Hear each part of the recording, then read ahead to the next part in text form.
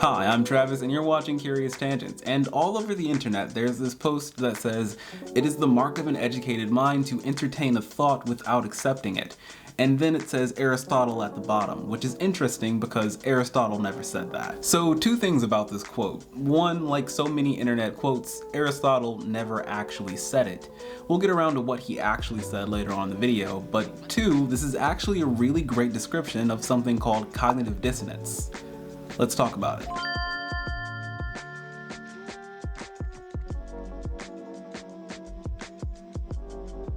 You may have noticed that a lot of people around you are hypocrites, advising against something and then doing it themselves.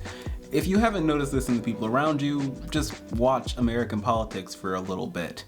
What you're probably not as good at noticing is when you yourself are being a hypocrite. This is because we know ourselves better than we know other people, and we have a more complex view of our own actions versus the actions of others. This is also what's known as a moral self-image, and it's why well-written villains like Amon from Legend of Korra can do awful things yet rationalize it as being in the greater good, or at least in the good of those who they'd like to affect. But back to cognitive dissonance. In 1959, a guy named Festinger would perform what was the most boring psychological study I have ever read. He would pay a group of students to perform tasks like turning the pegs of a pegboard over and over again. After the experiment, Festinger would pay the boys either $1 or $20, the equivalent of $9 or $180 in today's money. Strangely, those who were only paid $1 thought of the task as being more enjoyable than those who were paid $20. This appears to defy all logic. The conclusion that the researchers came to was that those who were paid $1 didn't have a good enough reason to lie, and so what they're actually experiencing is a dissonance. And because of this, they convinced themselves that they enjoyed the task more than they actually did. Whereas those who were paid $20 could come right out and say that they didn't enjoy it. The more dangerous part of cognitive dissonance, and the part that's more easily fed into today, is our ability to only consume the type of media that agrees with us. This is what's known as selection exposure. We've done it forever, but today it's much easier. We constantly dismiss ideas and viewpoints that challenge our own because we don't like to have ourselves challenged. We also tend to share and rewatch those that reinforce the beliefs that we already hold. In the past, we would have only really been able to do this with the people that we were talking to or the books that we were reading. Even then, books tend to be very nuanced and people tend to have a variety of opinions. Today, we've got the internet with social media like Twitter and Facebook and even YouTube. In fact, dozens of articles have been written on how Facebook is accelerating the political divide in the US, most of which cite a thing called the echo chamber. An echo chamber is a place where an idea is repeated and reinforced without any rebuttal.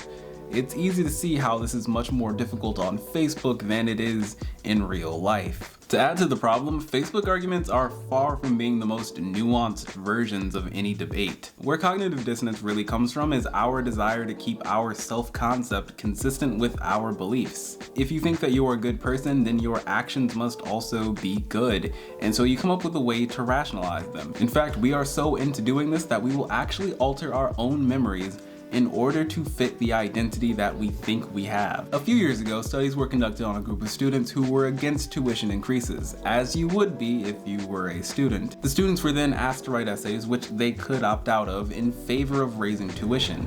After the essays were written, the students then reported being more in favor of tuition increases. They also remembered themselves as being more in favor of tuition increases from the very start, which they were not. It's very similar to being forced to participate in debates in high school. Even if you didn't really support what you were debating, afterwards you would feel a vested interest in it.